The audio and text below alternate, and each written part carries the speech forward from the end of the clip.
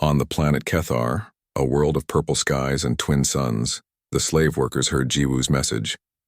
They had labored in the Council's mining operations for generations, extracting rare minerals while the Council grew rich. The overseers had always told them this was the natural order. The strong ruled, the weak served, but Jiwoo showed them the truth. She showed them the contracts their ancestors had signed, contracts the Council had twisted and changed over the centuries. What began as trade agreements became debt, and debt became slavery. Millions of beings had been trapped by legal tricks and false promises. A miner named Juan was the first to throw down his tools. He was 29 years old and had been working since he was 6. He had never known freedom, but now he knew he deserved it. No more, he shouted. Others joined him. Within hours, every mine on the planet had stopped working. The overseers tried to restore order, but there were thousands of miners and only a few dozen overseers. The rebellion spread like fire. Similar uprisings erupted on 16 other worlds. Species that had been suppressed for centuries suddenly remembered their strength. They poured into the streets demanding justice. The Council's local forces tried to stop them but were overwhelmed by sheer numbers. Back on the Nexus station, Councillor Vextar watched the reports flooding in. His carefully built empire was crumbling in real time, all because of one dead human who refused to stay dead. Activate the self-destruct sequence, he ordered. We will destroy the station. Everyone on board will die, including the human and that creature. Sir, there are still 10,000 civilians on the station. Another councillor protested. Innocents who have nothing to do with this. Acceptable losses, Vextar said coldly. We end this now or we lose everything. Councillor Nix stood up from his seat. He was old and tired, but his voice rang with authority. No, I will not allow it. I have stayed silent for too long while this council committed atrocity after atrocity. The human girl was right. Our age is over. You dare defy this council? Vextar hissed. I dare tell you the truth you refuse to see, Nick said. We have ruled through fear and deception. We convinced ourselves we were bringing order to chaos, but we became the chaos. We became the monsters we claimed to protect the galaxy from. Nix pulled a data chip from his robes. I have been gathering evidence for 300 years. Every crime, every cover-up, every innocent life destroyed to protect council interests. I was waiting for the right moment to reveal it. The human girl has given me that moment. He plugged the chip into the main terminal. More files flooded the galactic networks. Banking records showing how councillors stole wealth from the species they were supposed to protect. Communications proving they had orchestrated wars to sell weapons to both sides. Medical records of experimentation on unwilling subjects. The final proof of the Council's corruption spread across the galaxy. Vextar lunged at Nix with his claws extended. But before he could reach the old councillor, energy barriers sprang up around them. Council security had arrived, but they were not there to protect Vextar. They had seen the evidence too. Their loyalty was to justice, not to corrupt leaders. Councillor Vextar, the security chief said, you are under arrest for crimes against sapient life. Vextar looked around the chamber. Every face that had once supported him was now turned away. Even his closest allies were abandoning him. He had lost everything in less than an hour. Ambassador Hyun entered the council chamber. Behind him came representatives from a dozen other species. Not the official council members, but delegates who had been waiting in the wings hoping for a chance to speak. The council's authority is hereby suspended, Hyun announced. By the power of the treaties that founded this body, we invoke Article 7. When the council fails in its duty to protect and serve, the member species have the right to dissolve it and form a new government. You cannot do this, Vextar screamed. We are the council. We have ruled for 10,000 years. And for 10,000 years you have abused that power, Hyun said quietly. Now you face judgment, not death. We will not kill you as you killed Jiwoo. You will be tried fairly and given every chance to defend yourself. That is the difference between us and you. We believe in justice, not revenge. Outside in space, Jiwoo watched the human fleet hold the line. The Council's military ships had not fired yet. Their commanders were watching the broadcasts, reading the evidence, hearing the testimonies from the rebellious worlds. Doubt was spreading through their ranks. Will you destroy us? Jiwoo asked them telepathically. Her words reached every mind in the Council fleet. Will you kill for leaders who lied to you? Who used you to enforce unjust laws? Or will you choose a different path? One by one, the Council warships powered down their weapons. It started with a single destroyer, then spread to a cruiser, then to an entire battle group. The fleet commanders sent messages announcing they would not fire on civilians. They would not be tools of tyranny anymore. The Vorask rumbled with satisfaction. Balance begins to return, but one ship did not stand down. It was Vextar's personal flagship, commanded by officers loyal only to him. It charged its main weapon, a reality-warping cannon capable of tearing holes in space itself. The weapon could destroy everything within 100 miles. The station, the human fleet, and Jiwoo herself. "They are going to fire," Sun He reported from the defiant wind. "Impact in 30 seconds. Captain Tae-yang opened a channel to the flagship. "This is Captain Tae-yang of Earth. I'm begging you, do not do this. Innocent people will die. Better they die than the Council fall," came the cold response. Jiwoo felt the weapon-building energy. She knew she could protect herself. The Vorask could shield them both, but the blast would still destroy the station and everyone on it. Thousands of innocent lives would be lost. She looked at the Vorask. "Can we stop it?" "We can do more than stop it," the Guardian replied. "We can unmake it." Jiwoo reached out with her mind connected to the Vorask's ancient power. Together they focused on the flagship. Not the ship itself, but the weapon it was charging. They saw the energy building, the reality distortions forming.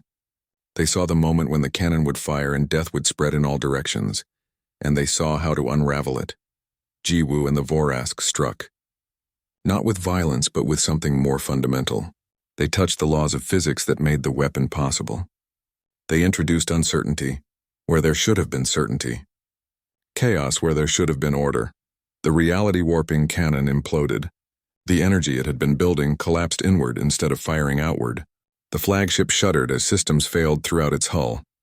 But the destruction was contained. The ship was disabled, but the crew survived. "No more death," Jiwoo said firmly. "I told you." The killing ends now. On Earth, Prime Minister Eun watched the events unfold. She was 52 years old and had led Earth through its difficult entry into galactic politics. She had always known this day might come, the day when humanity would have to stand against the Council. She just never imagined it would happen like this. "What do we do now?" her advisor asked. Yoon smiled.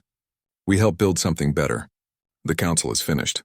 The galaxy needs a new government, one based on justice and equality instead of power and fear.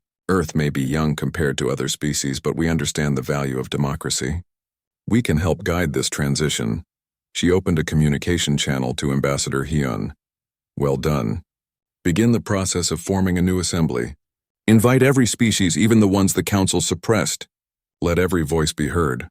Back on the station, Bora and Keeper Thol were helping evacuate civilians to safe areas. The station had been damaged in places by the Vorask's emergence, but it was structurally sound. People were scared but hopeful. They had seen the truth. They had watched the Council fall. They believed things could be better now. Day stayed close to Jiwoo, still trying to understand what his sister had become. She was gentle with him, patient with his questions, but he could see the distance growing between them. She was still Jiwoo, but she was also something more now, something that would outlive everyone he knew. "Will you stay with us?" he asked her. "On Earth?" Jiwoo looked at him with those glowing eyes. "I cannot. My place is here, watching over the galaxy, making sure no one becomes too powerful again, making sure no one suffers as I suffered. That is the Guardian's duty. But you will visit?" She hugged him tightly. "As often as I can. You are still my brother, Day. Nothing will ever change that." In the council chamber, Hyun stood before the assembled delegates. "We propose the formation of a new galactic assembly. Every species gets a voice. Every world gets representation. Laws will be made by consensus, not imposed by force. We will need time to work out the details, but the principle is clear. Democracy, not tyranny. Justice, not power." The delegates agreed. It would take months, maybe years, to create the new government. There would be disagreements and setbacks. But for the first time in 10,000 years, the galaxy had hope for something better. Jiwoo and the Vorask returned to the pit chamber, now empty of chains. The Great Guardian folded its wings and Jiwoo sat beside it. They had won, but she knew their work was just beginning. There would be others who sought power, others who would try to rebuild the Council's empire. Jiwoo emerged from the pit chamber into the main corridor of the station. The Vorask flew beside her, its massive wings somehow fitting through spaces that should have been too small. Reality itself seemed to bend around them. Aliens fled in every direction. Some screamed in terror. Others stopped and stared, unable to believe what they were seeing. A few knelt down as if greeting a god. Jiwoo could feel everything, the fear in the air, the confusion, the anger from the council chambers above. She could sense Day nearby, running toward her with desperate hope in his heart. She knew Bora's thoughts, the woman's fascination mixed with scientific curiosity. She felt Keeper Thol's relief, Ambassador Hyun's shock, Counselor Nix's knowing acceptance. The Vorask's mind touched hers constantly. They were linked now, two beings sharing one purpose. The creature showed her memories of the ancient past. She saw the galaxy as it once was, when celestial guardians maintained balance between all species. She saw the war that destroyed them, the betrayal by those who would become the Council. She felt the Vorask's pain at being chained for thousands of years, forced to eat the innocent while the guilty grew fat with power. They will try to destroy us, the Vorask's thoughts whispered in her mind. Let them try, Jiwoo answered without speaking aloud. We have truths to share first. Council security forces appeared at the end of the corridor. There were at least 50 of them, heavily armed and armored.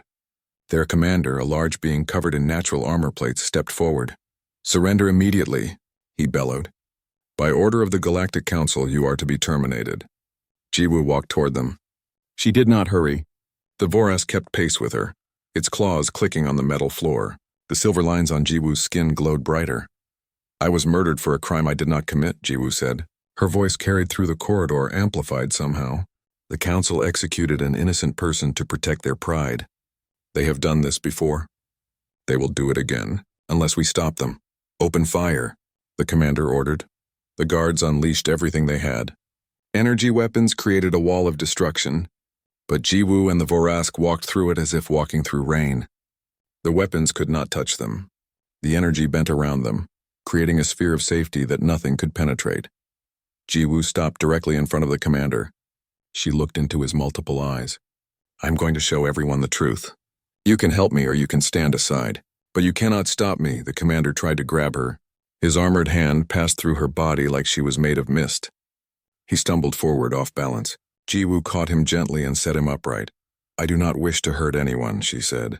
The Council murdered me, but I will not become like them. I will not kill those who are simply following orders. She touched the commander's chest. Light flowed from her hand into him. The commander gasped. His mind filled with images. He saw Jiwoo's trial. He saw her execution. He saw Keeper Thol's records of all the other innocents who had been fed to the Vorask over the centuries. He saw evidence the Council had hidden, proof of their corruption and cruelty. Jiwoo released him and stepped back. The commander fell to his knees, his weapons clattering to the floor. Around him, his guards were lowering their weapons in confusion. What did you do to him? One of them asked. I showed him the truth, Jiwoo said. The truth the Council has hidden from all of you. She raised her voice, speaking not just to the guards, but to every being on the station. Her words broadcast through every speaker, every communicator, every device capable of receiving sound. I am Jiwoo of Earth. The Council executed me for accidentally landing on a forbidden planet. They murdered me to protect ancient laws that serve no purpose except to maintain their power. But death could not stop the truth. The Vorask is not a beast. It is a celestial guardian, imprisoned by the Council's ancestors. It chose me to be its voice. Together we will show you what the Council really is. She connected her mind to the station's central computer. It should have been impossible. The Council's security systems were the most advanced in the galaxy. But she was beyond such limitations now. The Vorask's power flowed through her, allowing her to access systems that no one should have been able to touch. Files opened. Secret records flooded onto every screen in the station. 10,000 years of hidden history revealed in moments. The galaxy watched as Jiwoo showed them everything. Treaties the Council had violated. Species they had enslaved through manipulation and lies. Technologies they had suppressed to maintain their monopoly on power. Children they had kidnapped to raise as spies and assassinators. Entire planets they had destroyed when those worlds refused to obey. Ambassador Hyun stood in the human diplomatic area, watching the revelations with tears streaming down his face. He had suspected some of this. Every ambassador did. But seeing the proof, the raw evidence of the Council's crimes was overwhelming. Counselor Nick sat in the emergency chamber, clicking his mandibles sadly. He had gathered much of this evidence himself over his long life.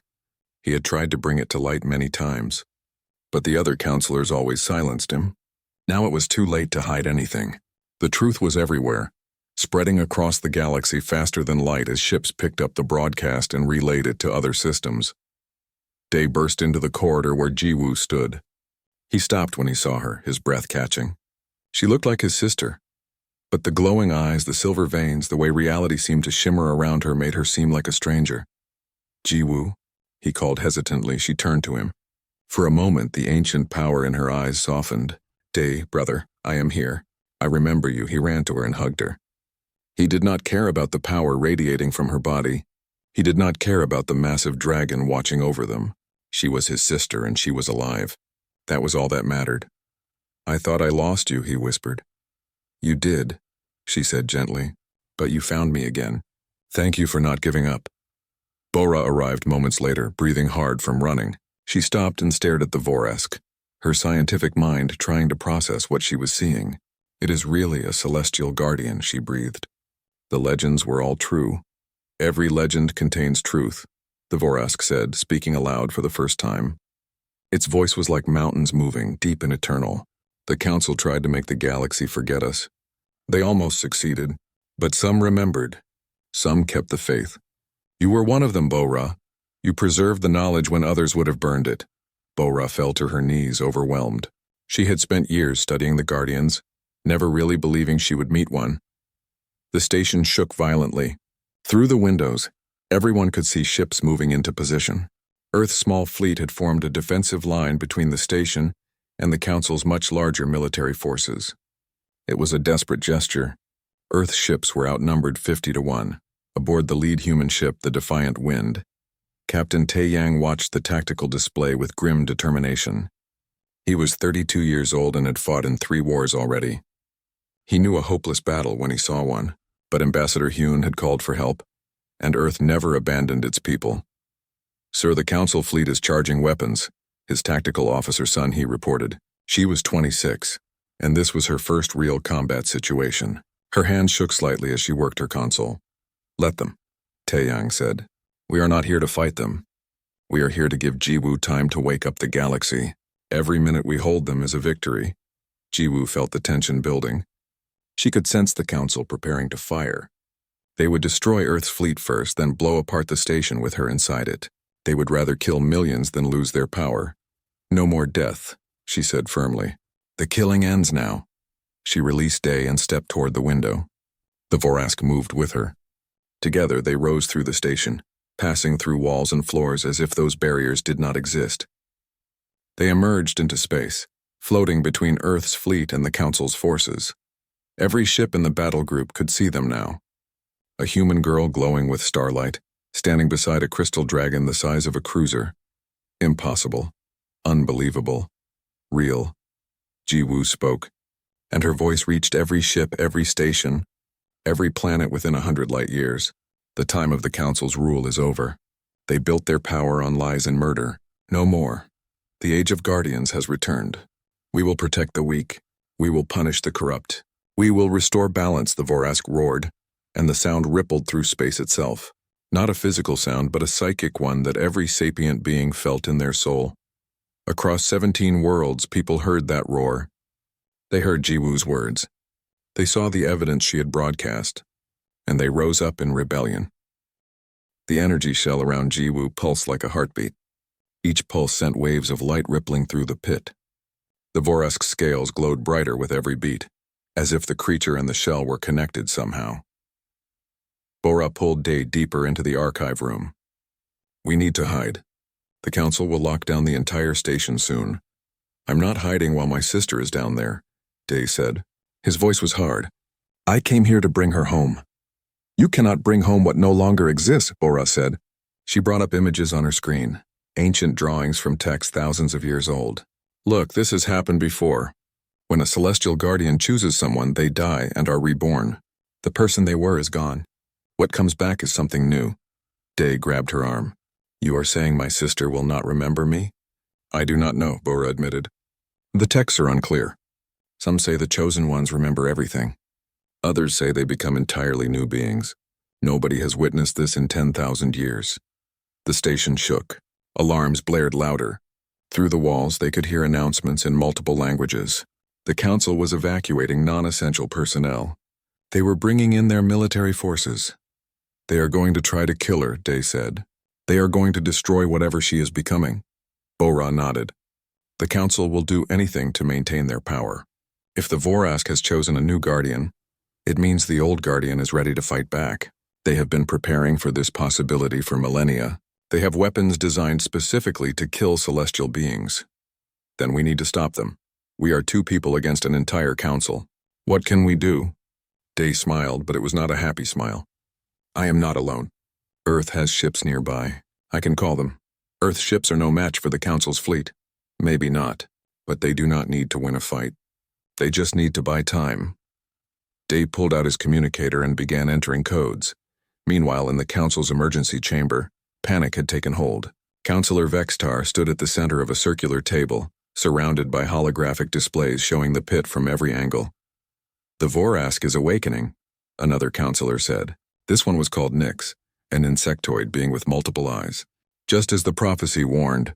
There is no such thing as prophecy, Vextar snapped.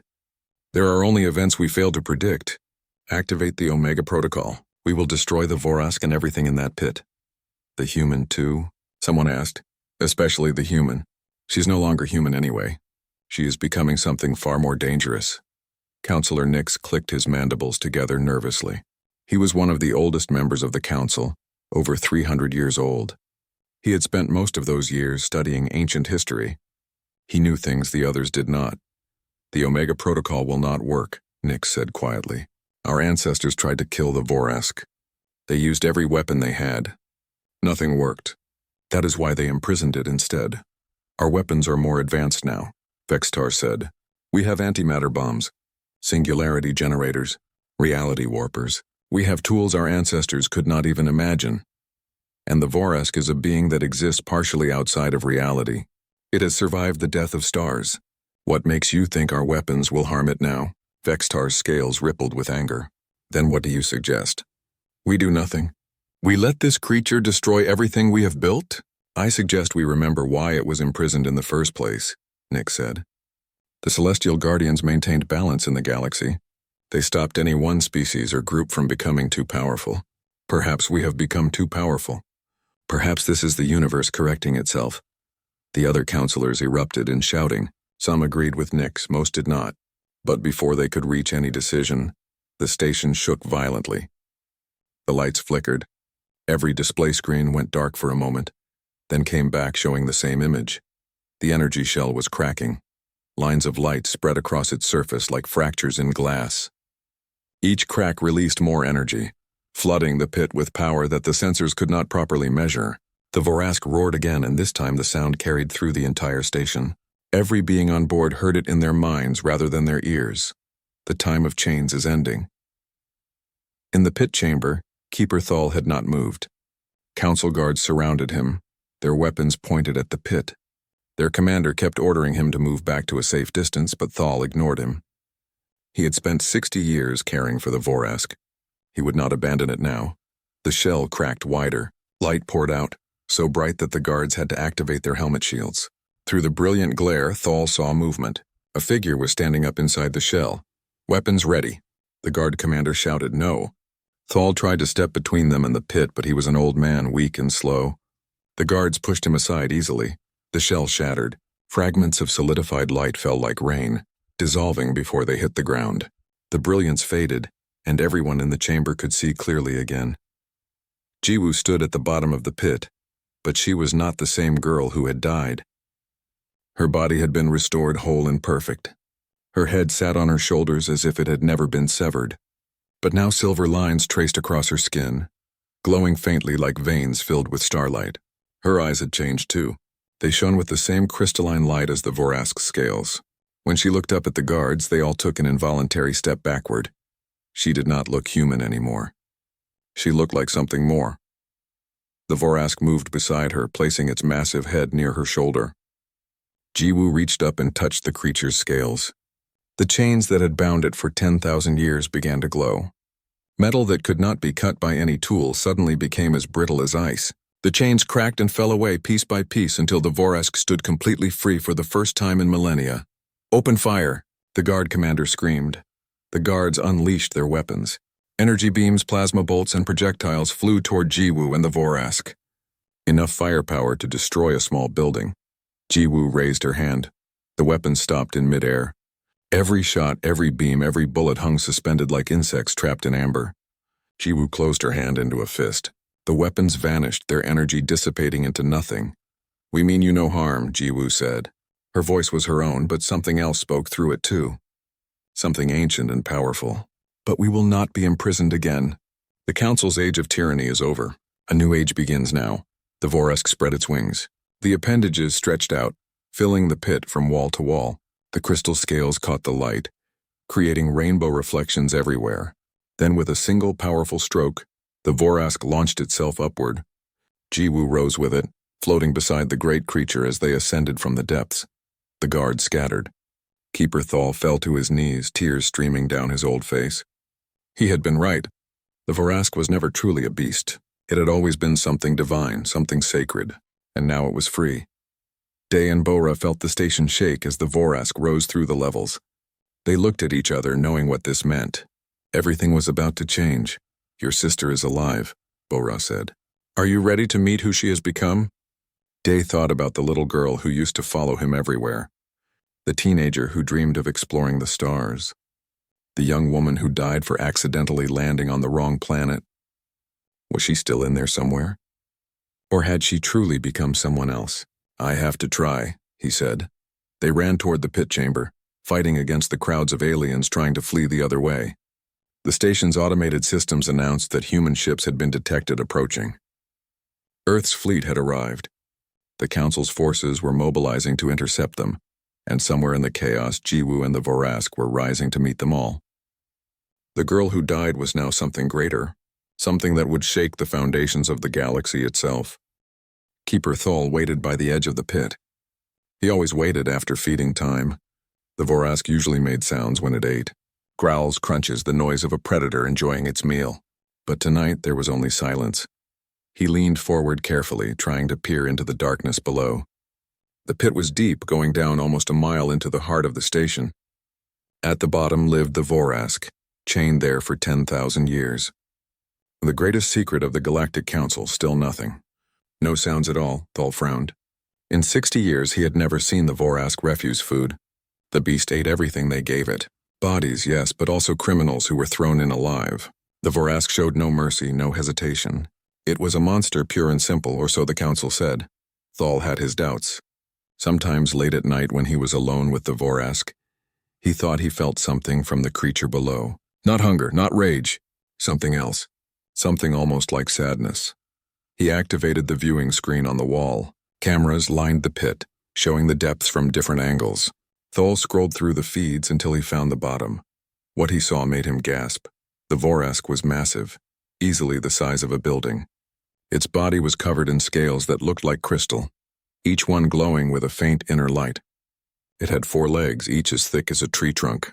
Its wings were folded against its back, held down by thick chains made of some ancient metal that even modern tools could not cut. More chains wrapped around its neck and body, anchoring it to the floor of the pit. But the Vorask was not eating. Instead, it stood over Jiwoo's body protectively, its huge head lowered close to her, almost gentle. The creature was making a sound so low and deep that it was almost below hearing, a vibration more than a noise. "What are you doing?" Thal whispered. The Vorask's scales began to glow brighter. The light pulsed in waves, spreading from the creature's body to fill the bottom of the pit. Where the light touched Jiwoo's body, her skin began to glow too. Thal's hand shook as he recorded everything. The Council needed to see this. Meanwhile, far above in the docking section of the station, a ship arrived. It was a small craft designed for stealth.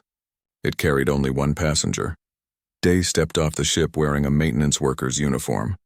His false identification card said his name was Minho, and he was here to repair life support systems. The station guards barely glanced at him before waving him through. Day was 28 years old, 3 years older than his sister. He worked for Earth's intelligence division. When he heard what happened to Jiwoo, he immediately stole a ship and flew here. He did not ask for permission. He did not wait for orders. His sister was dead, and he would bring her body home even if it killed him. He had spent the entire flight hacking into the station's computer systems. It was not easy, but Earth's hackers had been working on breaking Council security for years. Day had access to almost everything now, including the security cameras. He found a quiet corner and pulled out a small device. The screen showed him the camera feeds he had selected. He scrolled through them quickly, searching for the execution chamber, the morgue, anywhere they might have taken Jiwoo's body. Then he found the feed from the pit. "What is that?" he breathed. He had never seen anything like the Vorask before. The creature was beautiful and terrifying at the same time. But what shocked him more was seeing Jiwoo's body. He had expected to find her in a morgue or maybe already buried in space. He never imagined they would feed her to a monster. Rage filled him. He wanted to run down there right now and pull her away from that thing. But as he watched, he realized something strange was happening. The light from the Vorask grew stronger. Jiwoo's body began to rise slowly off the ground, floating in the air. The light wrapped around her like a cocoon, pulsing with energy. Day's anger faded, replaced by confusion. This was not what happened when something got eaten. This was something else entirely. He needed to find out what. Deep in the station's archives, a woman sat surrounded by ancient books and data files. Her name was Bo-Ra, and she was 31 years old. Officially, she worked as a junior librarian in the Council's Historical Records Department. Unofficially, she was a xenobiologist sent by Earth to learn everything she could about alien species. For the past 3 years, she had been researching the Vorask. The Council kept very few records about it. Most of what they had was marked as classified. But Bo-Ra was patient and she was clever. Slowly, piece by piece, she had uncovered the truth. The Vorask was not a beast. It was a celestial guardian. Thousands of years ago, before the Galactic Council existed, the Guardians watched over the galaxy. They were ancient beings of immense power, neither good nor evil, but dedicated to maintaining balance. When the Council's ancestors began to rise to power, they saw the Guardians as a threat, so they hunted them down one by one and killed them all. All except one. They could not kill the Vorask. It was too powerful. So instead they imprisoned it. They built this station around it. They fed it criminals and made people believe it was just a monster. They turned a guardian into a beast, and the galaxy forgot what it really was. But Bo-Ra had not forgotten. She had read the old stories. She had studied the ancient texts. And tonight, her computer alerted her to unusual energy readings coming from the Vorask's chamber. She pulled up the data and her eyes went wide. The energy signatures matched descriptions from the oldest texts. The Vorask was activating powers it had not used in millennia. Her communicator buzzed. It was an encrypted message from someone she did not know. She opened it carefully. "I am D. Jiwoo was my sister. I saw what is happening in the pit. I need answers. Can you help?" Bo-Ra's hands trembled. She knew she should not respond. Getting involved could expose her cover. But if the Vorask was truly awakening, everything was about to change anyway. She typed back, "Meet me in Archive Room 7. Come alone. Hurry." At the bottom of the pit, the light around Jiwoo grew so bright it hurt to look at. The Vorask lifted its head and roared. The sound shook the entire station. Alarms began to blare. Council guards rushed toward the pit chamber. Keeper Thal fell to his knees, shielding his eyes. He had devoted his life to watching over this creature, and now he finally understood. The Vorask had been waiting. All these thousands of years it had been waiting for this moment. The light formed a solid shell around Jiwoo, completely enclosing her. It looked like an egg made of pure energy. The Vorask coiled its body around the shell protectively. When the guards burst into the room and pointed their weapons at the pit, the Vorask roared again.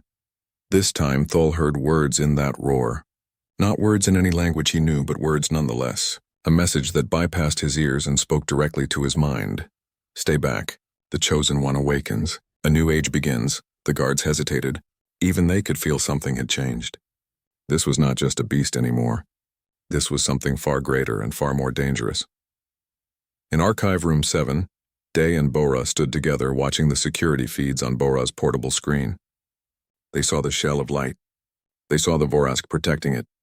They saw the guards gathering. "What is happening to my sister?" Day asked. Bora took a deep breath. "She is being reborn. The Vorask has chosen her. Chosen her for what? To restore balance. To end the Council's reign. To become what she was always meant to be." Day stared at the screen. Part of him wanted to believe it. Part of him thought Bora was crazy. But he could not deny what he was seeing. Something impossible was happening to Jiwoo. His dead sister was coming back.